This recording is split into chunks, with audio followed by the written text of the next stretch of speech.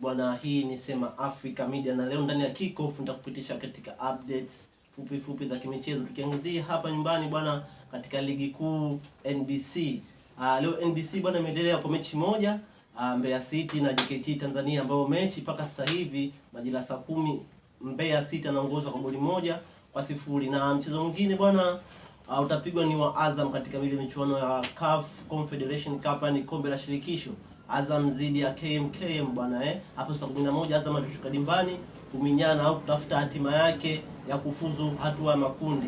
Naam, katika tukihamia katika barani Ulaya bwana, nitakupitisha katika updates zingine bwana. Jana michuano ya UEFA Europa League bwana imeendelea jana, na tumeona mechi tofauti, mechi kali. Tunaona Lille alipoteza kwa mabao 3-4 dhidi ya FC POK, ile timu ya Bwana Samata zamani ambayo ilipita Bwana Samata, wameibuka kwa ushindi wa mabao 4-3.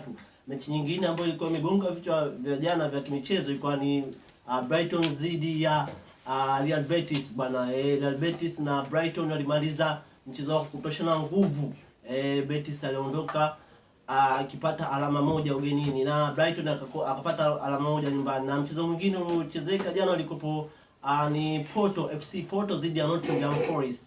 Nottingham Forest ambaye aliweza kumfunga FC Porto, ndio ikawa timu ya kwanza kumfunga FC Porto katika mwaka huu. FC Porto amecheza michezo mingi bila kupoteza, na jana ndio kama mchezo wake wa kwanza kupoteza akiwa ugenini, akiwa anacheza dhidi ya FC Nottingham ya England. Na taarifa zingine bwana, mshambuliaji wa Brazil na raia mshambuliaji wa Brazil na mchezaji wa Real Madrid wanafahamika kama Endrick bwana, baada ya kukaa siku 200 bila kucheza mchezo wowote au mechi yoyote, ameomba kuondoka au kutolewa kwa mkopo kuelekea timu yoyote ambayo itamhitaji kwa muda huo ili aweze kupata game time. Maana mchezaji kukaa tu kwenye bench bila kupata game time ina modelea ule ufiti wake. Kwa hiyo Endrick ameomba kuondoka na kuelekea timu nyingine ambayo itamhitaji kwa muda huu. Na kocha wake Xabi Alonso amesema kuwa yupo tayari kumtoa mchezaji yoyote yule ndani ya kikosi chake ili aweze kumnunua mchezaji au mshambuliaji wa timu ya taifa ya Uturuki na klabu ya Juventus, anafahamika kwa jina la Yildiz. Yildiz bwana, tunamuona ni mchezaji ambaye ana kiwango bora, ana performance nzuri katika timu yake ya Juventus na timu yake ya taifa ya Uturuki. Kwa hiyo Xabi Alonso ameona ni mchezaji ambaye atafaa katika kikosi chake, na amesema kuwa yupo tayari kuuza mchezaji yoyote isipokuwa Mbappe ili mradi amnunue Yildiz.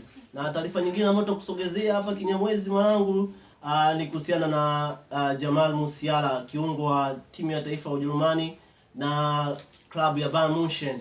Afahamika Jamal Musiala amerejea katika kikosi hiko baada ya kupata majeraha ya mguu katika michuano ya kombe la dunia ya vilabu. Ile ilikuwa inafanyika mwezi wa 6. Amerejea uwanjani kwa mara ya kwanza baada ya kutoka kwenye injury yake ya mguu aliyopata katika michuano ya kombe la dunia ya vilabu dhidi ya PSG katika hatua nusu finali, na ameweza kurejea katika kikosi chake cha Bayern Munchen na kuanza kucheza kwa 100%.